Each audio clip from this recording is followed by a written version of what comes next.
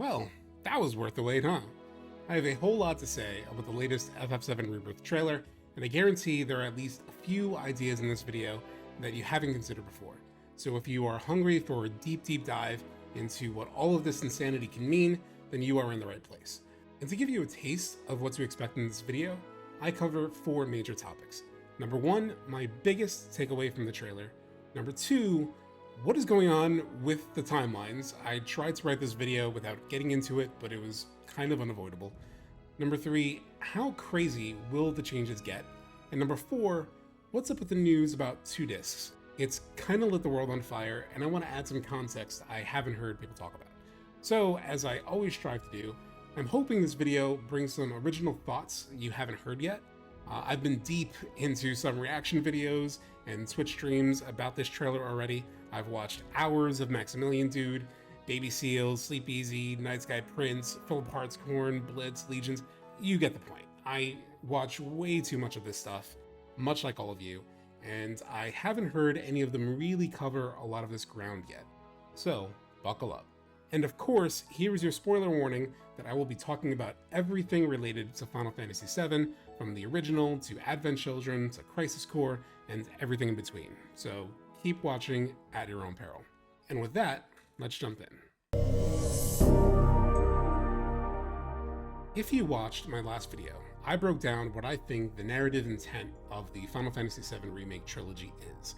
To summarize, both for those who didn't see it and because it's important context for this video, I was confused why Square Enix released Crisis Core Reunion this early in the remake project, since it technically gives away what is possibly the biggest spoiler of the original game, that Cloud never made it into Soldier and had essentially assumed the identity of Zack, mostly due to Mako poisoning from the experiments done to him after the Nibelheim incident.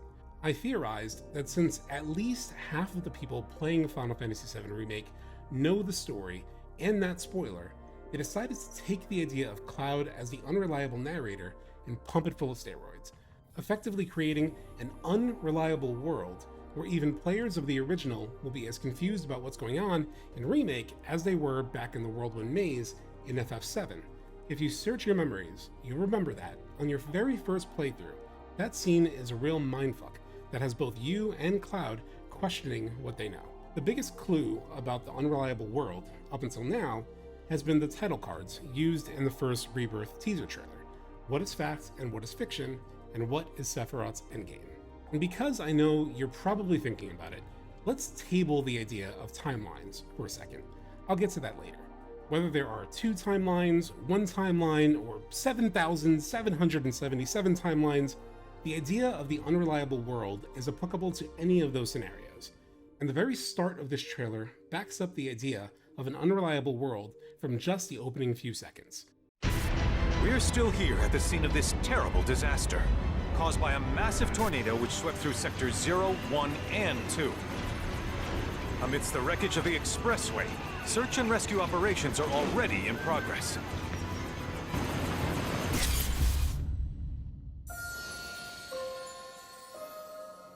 This is as unreliable world as it gets. What the fuck is going on? Is everyone dead? Are these characters from a different timeline? Is this Shinra propaganda? Everyone is speculating like crazy, and nobody can really say for sure. It is exactly what Nomura and the team want. And the power of creating an unreliable world is that it impacts how people view the rest of the trailer. Listen to this bit of dialogue real quick.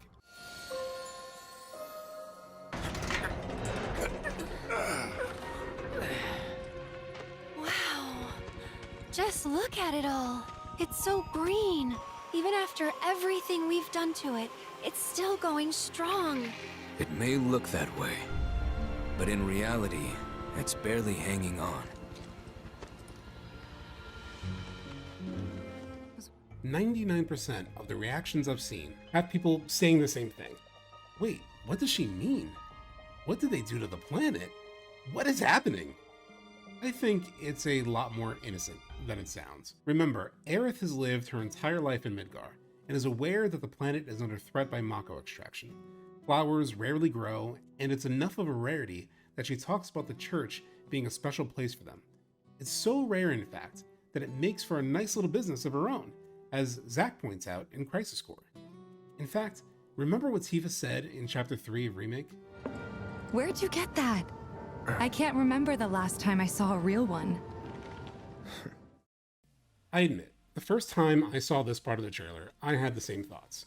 Oh my god, what does she mean by, after everything we've done to it?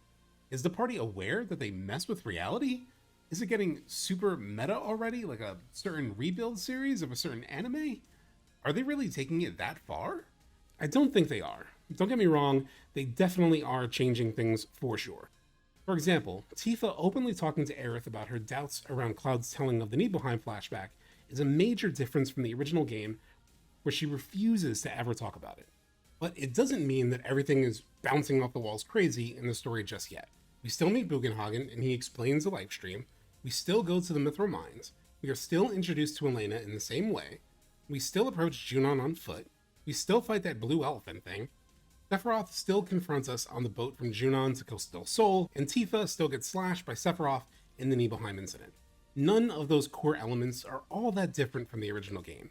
It's just that they started the trailer showing this shit, and we all lost our minds because by creating an unreliable world, even things that are ripped straight from the original game feel like they've been messed with. The number one example of this is this bit of dialogue that everyone has been talking about. You know that I killed her. So, who is she? This dialogue is not in the original game. That said, it's not as if Sephiroth never used Tifa in order to aid in his manipulation of Cloud. He most definitely did. Check out this scene from the Whirlwind Maze in the original game. Brace yourself for some bad voice acting on my part, but I feel like you need to read it out, and acting is more fun. In the Whirlwind Maze scene, Sephiroth is manipulating the hell out of Cloud, so much so that his mind snaps and he betrays the party mere moments later. During that scene, Sephiroth casts doubt on Tifa's credibility. Sephiroth, quote, Tifa, why are you so worried and scared by those words? Shall I show everyone here what's in your heart? Sort of similar, right? That said, I am with everyone in believing that the FF7 Remake project is effectively a sequel to the original Final Fantasy VII, where a Sephiroth with knowledge of the future, or as the developers have put it, quote, memories of the future, is changing events to better serve his ends. In the original game, Sephiroth does leverage Tifa's reluctance to talk about the past as a means to further mess with Cloud's mind until the point of breaking. But Tifa is able to rescue Cloud in the Lifestream because he still fundamentally trusts Tifa. So what is Rebirth Sephiroth doing? It seems he's attempting to completely break that trust by making Cloud not just doubt who he is, but also who Tifa is. He's trying to convince Cloud that Tifa isn't to be trusted, and maybe even plant the idea that the Tifa he is traveling with is actually a product of Genova trickery. This can make for an even more effective manipulation of Cloud. After all, if Sephiroth says he killed her, and Cloud has no recollection of how Tifa was able to recover, then maybe, just maybe, Sephiroth can get Cloud to believe that his lies about Tifa are true. Remember, after Cloud tells the party his recollection of the Nibelheim incident, Tifa asks Cloud how wounded she was, and Cloud responds, quote, I thought you were a goner. I was so sad. Cloud, in the immediate aftermath of the Nibelheim incident, thinks Tifa died, and Sephiroth seems to be digging into that belief even further. You know that I killed her. So, who is she?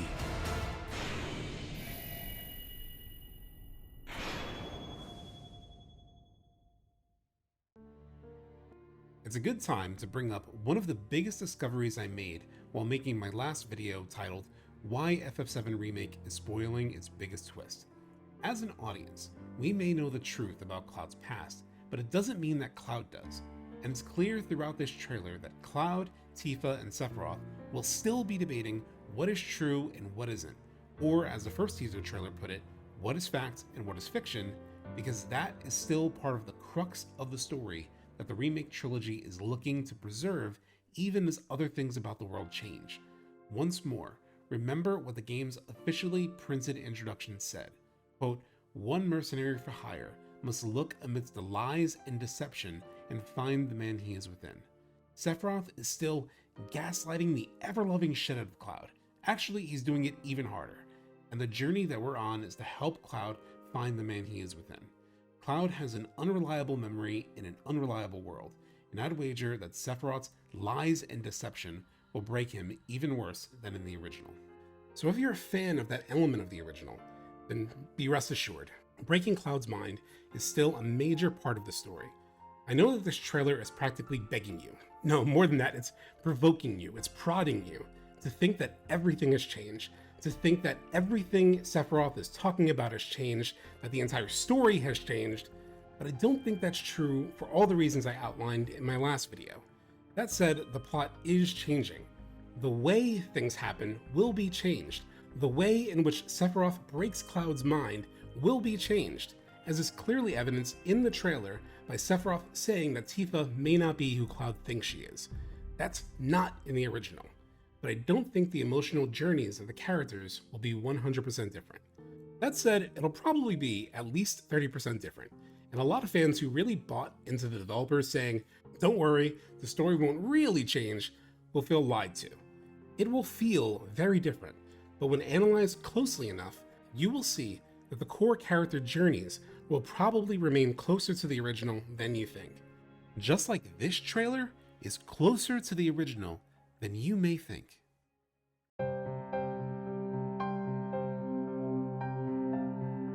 Okay, it's time to bring up the timelines now. Just like Schrodinger's Baby Seal, Night Sky Prince, Legions, and a bunch of other content creators in the Final Fantasy space, I am in the camp of a single timeline. I understand why people think that's crazy.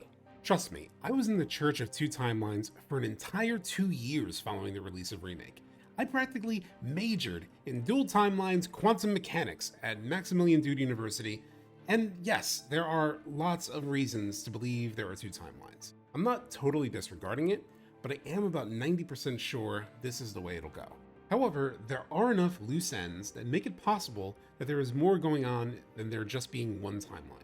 But I just feel like the single timeline theory makes the most sense and has the most evidence. That said, I know you may have heard the one remade timeline theory explained elsewhere, maybe even in one of my videos, but I guarantee you've never heard it quite like this. To help explain the general single timeline theory, I want to give a shout out to Odie, aka the Strife is Rife on Twitter. He has the most helpful graphic explaining the theory. The basic gist is that if you look at the top of this graphic, you will see the entire compilation of Final Fantasy VII as we know it. Whether you think there is one timeline or two, all of us mostly agree with the red line at the very top of this graphic. Quote, Sephiroth sends his consciousness back in time through the Lifestream to change history, subsuming his past self's mind. This is thoroughly explained in the short story called Lifestream Black that is found in On the Way to a Smile. And Max Dude has talked about it too, so if you're a card-carrying member of the two timeline theory, then we're speaking the same language. Where the single timeline people differ is when it comes to the bottom of this graphic. When we destroy the Whispers, it removed their intervention throughout all space and time. Just like the Advent Children version of Sephiroth is able to be present during Remake and affect events from 2 years earlier, the Whispers are affecting events all throughout time. We literally see them flying around during the Remake version of Zack's Last Stand. But when we defeat them, they can no longer do what they do, which is preserve the original timeline as we know it. That's seemingly why Zack lives, and that's what the visual evidence shows us. They are there during Zack's Last Stand. We, as the party, defeat them while we are in the Singularity, which is separate from reality. After they are defeated, the Whispers no longer exist at any point in time. The end result is that Zack lives, seemingly able to overcome the odds because the Whispers are no longer around, ensuring that he dies. I know that sounds crazy, it sounds confusing, but this goddamn game has fantasy in the title, so bear with me. Back to the crazy timeline graphic. Okay, now, let's look at this red line here. Sephiroth goads the party into confronting the Whispers within the Singularity. Remember this moment, and remember that it looked just like the regular Midgar until the Darkside boss from Kingdom Hearts showed up, and then everything got extra crazy and Sephiroth started throwing around the Shinra building like a paperweight? Yeah, that stuff was not happening in any reality or any timeline. It was happening in another plane of existence that the game specifically calls out as, quote, the Singularity. Once again, I'm not making things up, it's right there. Back to the graphic. So this is where the single timeline theory and the multiple timeline theory differ.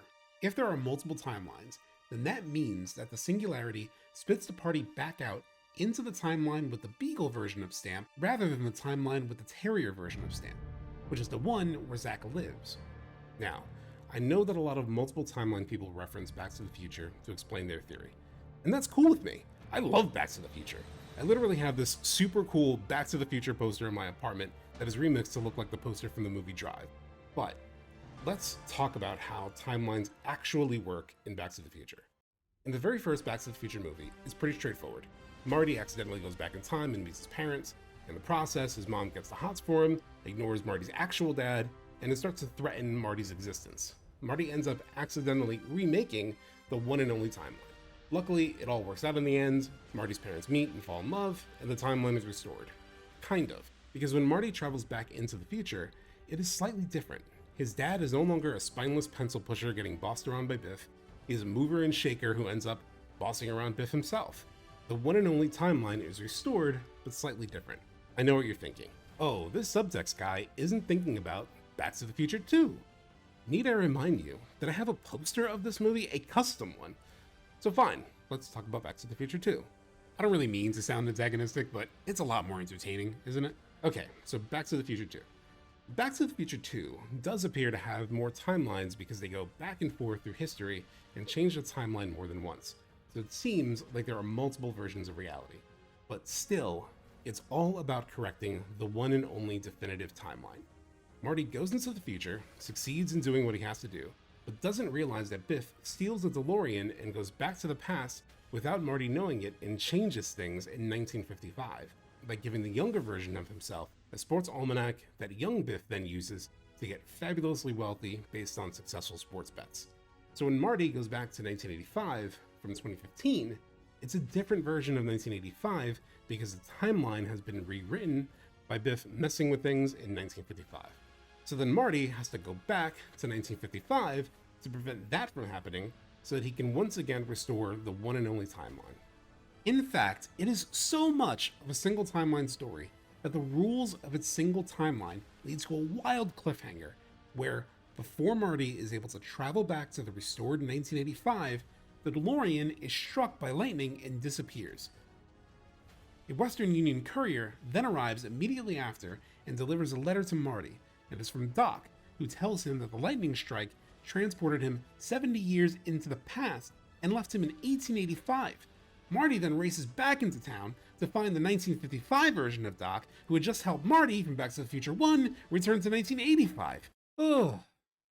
Here is a helpful visual to make all of that a bit more clear. What do you notice? There is only one timeline in the middle. I believe that is what's happening to the party in Final Fantasy VII Remake. Being in the singularity is the equivalent of being in the DeLorean from Back to the Future. While traveling through time, the timeline itself is being rewritten. And yeah, it means that there are funky things. 2 clouds? You bet. 2 Barretts and Tifas? Yep. Just like there are 2 versions of Marty McFly in multiple scenes from Back to the Future.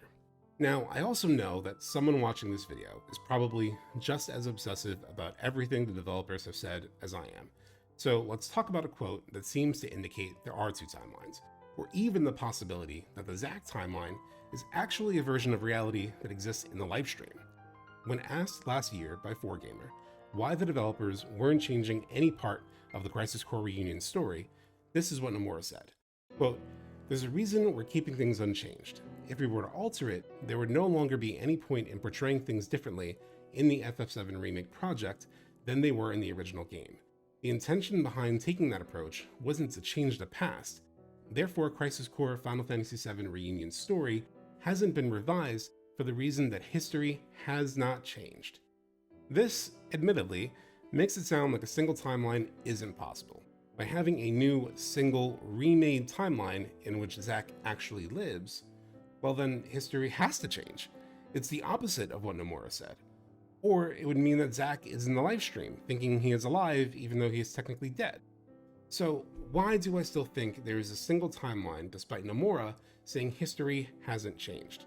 For one, I think it's possible that Nomura is justifying his quote as a bit of a white lie. In his mind, the history of Crisis Core as we know it did actually happen, but then it was just wiped away by the new timeline. It didn't change necessarily, it was just overwritten. Think of it like a Google Doc. The words on this page are the current reality, but if I hit this little button right here, I can flip back through history as it once was. That may be a bit of a stretch, but it's also a bit of a stretch for the developers to say that they are creating new mysteries and story experiences, quote, without straying from the original. That's already a bit of a lie. At the end of the highway in the original, you simply go out into the world. At the end of the highway in Remake, they had us kill the god of destiny, had Aerith talk about changing reality, and left us on a cliffhanger literally saying, quote, the unknown journey will continue. And in the Rebirth trailer, they've already shown us a reality where some version of the party died or were portrayed to have died, which didn't happen in the original. It had Tifa openly talking about doubting Cloud's story, which didn't happen in the original. Oh, and Biggs is alive too. Needless to say, it seems more likely than not that the developers are often telling half-truths rather than the actual truth every time they talk. Now, the other alternative is that Zack is dead, and in a version of the Lifestream that is traversable, that looks exactly like the real world. There are a couple of big reasons why I don't think that is what's happening. First off, the only real evidence that is often presented by believers of this theory is that Zack has been depicted in scenarios where he's surrounded in white light. This was a very common takeaway that people had after watching this scene in Advent Children, myself included, and people believe this is supported by the scene at the end of the Remake DLC, where Zack is seen standing in a doorway shrouded in white light. In Sleep Easy's video titled The New Reunion Final Fantasy VII Remake Solved, he does a great job explaining what these white light areas represent. This comes from the DVD extras of Advent Children, where Nomura himself, the director of Advent Children and the director of Remake, makes a remark about how Advent Children had evolved the concept of the original game's idea of memories. In Advent Children, rather than focusing on memories, we wanted to show that consciousness is what lives on. We took the ending of the game and expanded on that idea. Even if they're dead, their consciousness is still with us. As for Cloud, he sees Aerith several times throughout the film. It's not that he sees her because he feels her presence, he sees her because her consciousness lives on inside of him. Wow. If what Nomura is saying is true, Aerith and Sephiroth are not the only ones connected to Cloud. In Advent Children, we see Aerith being represented in an all-white space when speaking to Cloud, a space that we have deconstructed to death in other videos, but with this new context as this space in which Nomura is citing as the place in which Aerith's consciousness speaks to Cloud, it gives meaning to another character's presence that shows up in this space. The character Zack Fair, as he is depicted in the exact same way that Aerith is in Advent Children. This white light space is not the Lifestream, but rather a place inside Cloud's mind. We see it in Remake as well, when Cloud is alone with a real version of himself before Aerith wakes him up in the church. He most definitely is not in the Lifestream in this scene. We even see this white space in the original game, when Tifa and Cloud are running around Cloud's mind. When they're viewing this memory of themselves injured after falling from Mount Nebel, it happens in the same white space. The predominant color throughout this entire sequence, other than the green from the Lifestream, is a blinding white light bouncing off the surfaces. That's because we're fundamentally in Cloud's mind while he's in the Lifestream. More than that, there is a description of what the Lifestream is like and how it's experienced by someone's consciousness through On the Way to a Smile. Here are a few excerpts from Lifestream Black, a short story in that book that describes Sephiroth's existence in the Lifestream. From part 1, quote, he could feel the Lifestream incessantly trying to erode his spirit, his experiences, thoughts, emotions, and memories. If he gave himself over to the pull of the current, everything he was would be subsumed, his existence dissolved into the great spirit energy that circled through the planet. From part 2, quote, when the Lifestream erupted from the Earth, he let the planet have all those memories that no longer held any meaning. Memories of his boyhood, his few and far between friends, of battles he fought before knowing his true self, of his life in those bygone days. he let them join the rushing torrent and dash themselves against Meteor. From part 3, quote, "In time, another thought would come to occupy him. I want Cloud to know this is my doing. I want them all to know. But he would need a body. There are things he had to say with his own human voice, things he had to tear apart with his own hands. I could use Mother's power. If I just had a piece of her, I could forge another body for myself."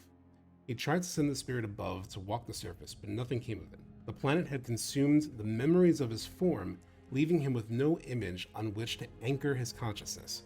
But he then found another memory in the Lifestream that would serve, and he bound part of himself to that image. It took the form of a young man, and he felt once again how the world of the living was unbearably confined and circumscribed, nothing compared to the freedom he enjoyed as pure consciousness. Still, he had his mission. He created 2 more bodies, and then there were 3. The 3 who walked upon the planet's surface were not him, and yet they were. He thought about the future. As they search for Mother, my servants will meet those who knew me, and their spirits will remind me of what I once was. Once I have Mother's power, I will exist fully in the living world. It will not be long now. Even if I am incomplete, it will matter not. Cloud will be there. Cloud will complete me. There it is. It's all spelled out. The Lifestream is described as a rushing torrent, much like we see it when it dashed itself against Meteor. Sephiroth has no physical form in the Lifestream. Even worse, he loses so much of his memories to the Lifestream's current that he can't even remember what it looks like and needs to use other bodies to provoke people to remember Sephiroth for him. Once he does that, he uses the shape-shifting power of Jenova to recreate himself in the world, just as he did in Advent Children. That's a really long way of explaining why I don't think this is the Lifestream, but it feels like a pretty enduring concept that many fans believe in, so it seemed worthwhile to clearly outline why I don't think it's possible. Zack shouldn't have a physical form. Life inside the Lifestream, described as a rushing torrent, would not simply look like Sector 5. And if you're really still stuck on the white light and doorways thing, then I really think you're underappreciating how sunlight is depicted in this game. Here's that same white light blinding Cloud and the party in the Rebirth trailer. It's not them walking into the Lifestream, it's them walking into a sunny day. So yeah, I think Zack is physically alive in a physical, real timeline. And I think it's just one singular timeline, just like in Back to the Future. Now, there is one more loose end, Yuffie. People have really pointed this out as being a potential hole in the theory, but I'm not convinced it is. But it's brought up enough that it's worth mentioning. I believe what's happening with Yuffie is fairly easy to explain. If you remember, there were never any whispers in the Yuffie DLC. They didn't intervene at any moment in order to keep the original timeline intact. In fact, the only time they have a presence is if you try to walk Yuffie into 7th Heaven, since she's not supposed to meet the party yet. That implies that killing off the Whispers has no real impact on Yuffie's story. She still experiences the same events because those events weren't directly controlled by fate itself. But since the Beagle timeline has been overwritten, then the Yuffie we run into in Rebirth technically won't be the same Yuffie that we played as in the Beagleverse. That said, she will have experienced all the same events and carry all the same trauma, hence having this reaction when she sees the purple effects that remind her of Nero. That's where I stand on the timelines. I could be wrong, another theory could be right, but so far this is the theory that makes the most sense to me. So, let's talk about how much those things will change in our new remade timeline. Okay, I know this video is already pretty long, but it's time to loosen your shoulders because we won't be here as long as the first 2 parts of this video. I don't have to talk through a tremendous amount of evidence. This is just me having fun at this point. We're gonna enter into pure speculation though. All right, so this news report. What I think is going on is that Zack is actually the one watching this report. I mean, look where our party is. They're out and about in the world. I think they'll largely be clueless about what's being said on the news. It's not as if this inn in Calm seems to have much in the way of amenities like a TV, but you know where you are likely to be watching local news on the TV? In Midgar, where Zack is, and where we see people constantly watching news and Remake. I think Zack is going to see this, and it's going to answer his questions about where Aerith is. She's there, and she looks dead, which is going to be really wild for our boy Zack. As for what he does after that, I'm not sure, but I'll probably make a video about it in the future. Now, let's have some fun with all this dead Tifa dialogue. If it's a single timeline, as I think it is, there are some wild ways in which these bits of dialogue can be used. If you remember my last video, I referenced this quote from Nomura, where he talked about thinking it would be pretty underwhelming to simply re-experience the flashback in the same exact way that we did in the original game. One possibility that I think could be really cool is if the line where Sephiroth questions who Tifa is actually happens really early on in the game, right after the Calm flashback. Picture this. Cloud tells the whole party what happened in Nibelheim. The party leaves. Tifa, just as she does in the original, asks Cloud, "How did I look after Sephiroth stabbed me?" Cloud then responds, "Just as he did in the original, I thought you were a goner, I was really sad." Then Tifa gets up to leave, and as she does, Sephiroth appears and says to Cloud, "Do you know that I killed her? So, who is she?" It would plant the seed in Cloud's mind that maybe something is off with Tifa. Later on, when the party arrives in Costa del Sol, another bit of trailer dialogue could happen. I gotta credit this idea to Night Sky Prince, because we were talking about the Rebirth trailer, and he mentioned an idea that he has had for a while. He thinks that this bit of dialogue from Tifa Wait, what are you implying? That I died? That I'm some kind of imposter? actually happened during this conversation between Tifa and Johnny in Costa del Sol. So now, Cloud has had the idea of her dying planted in his mind by Sephiroth, and Johnny can serve to make it sound even more credible by claiming that she died. All of this would be in service of Sephiroth undermining Tifa and Cloud's friendship so that Tifa won't be able to help Cloud recover his true memories in the Lifestream after Cloud loses his mind. We always talk about how trailer dialogue is lifted out of context. It could be really cool if those are the ways that those pieces of dialogue are puzzle pieced into the story in this sort of long con that Sephiroth is pulling off. I also want to talk about Clone Cloud that is pictured in the trailer. I think there are two possibilities for how this will impact the story. The least direct impact is that this is just a Jenova-induced vision. Cloud saw this scene already in Remake, when Marco grabbed Cloud's leg. You will see that same weird, blurry green flash happens during the vision.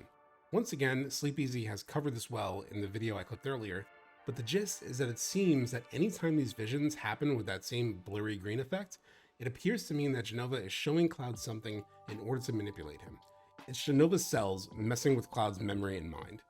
Look at how these two memories from Remake are presented differently. In this first Nibelheim flashback that happens in the very first chapter of Remake, there is a subtle green flash that appears, and a memory of him running into Tifa as kids plays out. Sleepeasy theorizes that these types of memories, the ones that appear with a bit of a hazy green effect, are memories that have been altered by Jenova, that they aren't exactly what happened. It stands in stark contrast to what we know is a real memory, the Water Tower flashback. When this appears in Remake, we zoom in on Cloud's eyes and the flashback simply plays. Clear as day, no blurry green effect. That's because this is a real, authentic memory that Jenova hasn't touched. No headache, no blur, just Cloud is genuinely remembering something real. So this scene with Cloud as a hooded clone could just be Jenova showing Cloud his worst fear, that he is no different from the failed experiments like Marco. The other possibility is that this may be something that actually happens in Rebirth, but I don't think it'll be our Cloud that is walking to reunion like this. It could be the Terrier timeline version of Cloud that Zack brought to Midgar. We don't see him in the news report at the start of the trailer, and if this version of Cloud was with the rest of the party in the chase on the expressway, what could have happened is that they all died during this accident that he avoided, but they couldn't. In the Beagle timeline, the Whispers saved the party while Cloud was out ahead. In the Terrier timeline, where the Whispers don't exist, our party is toast, which may be the accident that's described in the Shinra news report. If that's the case, if that Cloud lived when everyone else died, then perhaps that version of Cloud ends up joining the Jenova reunion along with the other failed Hojo experiments. This second Cloud could even be used by Sephiroth in his efforts to break Cloud's mind even worse than he did in the original. Remember, in the original game, Sephiroth convinces Cloud that he is just a clone. Now imagine if Sephiroth actually showed our Cloud what appears to be a real clone of himself. That would be pretty damning evidence and help Sephiroth turn our Cloud into even more of a puppet whose mind is even harder to restore.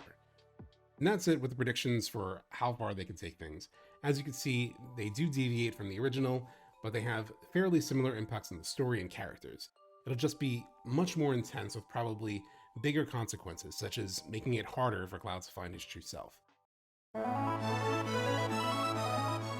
Speaking of Night Sky Prince, he made a video with some of his initial thoughts about the Rebirth trailer, and in it he talked about believing the whole 2-disc thing isn't as big of a deal as people make it out to be. I somewhat agree and disagree with him here. His main reasoning was that it's very possible that a whole lot of that content could just be very large 4K 60 FPS versions of the cutscenes. You reference a lot of supporting evidence for that, and one bit of evidence should actually be pretty clear to anyone who owns the physical copy of FF7 Remake Integrate on PS5. It actually does come in 2 discs. It's right there in the box. That said, the installation size of the PS5 version of Integrate is just 81 gigabytes. Now, I'm not enough of a technical expert to explain why the first game needed to be on 2 discs, when technically a PS5 Blu-ray can hold 100 gigs. I know one of them is the installation disc and the other is the play disc, and so maybe it's not impossible that when Square Enix says 2 discs, they mean 2 discs of installable content. That would mean that unlike Remake Part 1, there is real substance to the whole 2 discs claim, in which case there could even be a third play disc that comes alongside it. I work in marketing as a day job, and I know that oftentimes there are legal requirements to say certain things in marketing materials. It's possible that if this were just an installation disc and a play disc, then it could be seen as false advertising and require a legal disclaimer clarifying that the second disc is just an installation disc. But if you look at the legal disclaimers, there's no disclosure of that. So maybe it really is 2 discs worth of installable content. I could also just be wrong about the specific legal requirements in the gaming industry. It may be fine to market the combination of an installation disc and a play disc as quote-unquote 2 discs without any legal disclosure, but I simply just don't know. But let's put all that to the side. I think there is something really interesting that Nomura once said about how big this game will be. Quote, "We've heard concerns like, can you really show everything in 3 parts, and won't it end up being abridged? But I can assure the audience this won't just be a Cliff Notes version. You're definitely going to get that sense of openness and freedom after leaving Midgar. Quite the opposite, I think people are going to wonder at how we managed to handle so much material in such a short period of time." That quote got me hyped for sure. Seeing that it's 2 discs, which could potentially contain up to 200 gigs, really lined up with this quote in particular when I saw it advertised. And I've been thinking that Part 2 ends at the Northern Crater after Cloud loses his mind and is lost to the Lifestream, effectively where Sephiroth is physically seen for the first time, and is where I think he will be reborn, hence the title Rebirth. I'm not the first one to say this. Schrodinger's Baby Seal has been preaching it forever, Maximilian Dude has been preaching it forever. It makes a ton of sense. It's an amazing cliffhanger, and it leads to the best opening set piece for Part 3. Tifa and the party escaping custody in Junon. That's a banger way to start Part 3. Escaping an execution, getting the high wind, and finally unlocking full freedom of traversal all around the planet. God, that would be so cool. And if that's not how Part 2 ends, I will be severely disappointed. But that means they have to cover a lot more ground than they did in Part 1, and I think that's what we're in store for. So they may be doing a lot more with those 2 discs than Part 1 did. In fact, and I already know there will be comments correcting me on this, but there are potential hints within the Rebirth trailer as to how far we'll go. Let's take a look at the HP levels for Cloud during sequences that seem to indicate a pretty clear and natural level progression. In this fight with the Turks in the Mithril Mines, Cloud's max HP is around 1100. These mines are the 3rd location the party visits after leaving Midgar in the original game. During these fights just outside of Junon, which is the 4th location that the party visits after leaving Midgar, Cloud's max HP hovers around 1261. And in this Genova boss battle, on the ship from Junon to Costa del Sol, which is the 6th location the party visits right after leaving Junon, Cloud's max HP is at 1688. Those stats really line up with the chronology we know from the original game. I pointed this out on Twitter, and some people noted that you can't always rely on trailers to fully reflect the final game, but these stats really line up. Now, to give a sense of how this compares to Remake, Cloud has a similar HP level when you battle Roche in Chapter 4, so that means we are probably fighting Genova on the ship to Junon roughly around the time in Remake that we were going on our adventures with Jesse and the other members of Avalanche. To me, that's really exciting. I've been pushing for the Whirlwind Maze / Northern Crater / Broken Cloud / Meteor Reveal cliffhanger for a long time, and if the ship from Junon is the equivalent to Chapter 4 of Remake, then we can definitely get there. It seems like the party is moving at a good pace, and it won't take 10 hours just to get to Junon. that would be a pace that lines up more with ending the game at Aerith's death in the Forgotten Capital. So yeah, if the 2 discs thing is legit or not, it kinda doesn't even matter. That character progression in the trailer hints that we are going to go far if Cloud is only at Chapter 4 stats while out on the cargo ship to Costa del Sol. So yes, it's time to get excited. This is a beefy boy. Alright, that's it for the video. I'm sure it was obscenely long, so I'll just send you off with a reminder to like, subscribe, comment, and share the video around. Your support has been mind-blowing, but I hope these videos have been a bit mind-blowing for you as well. Talk to you next time.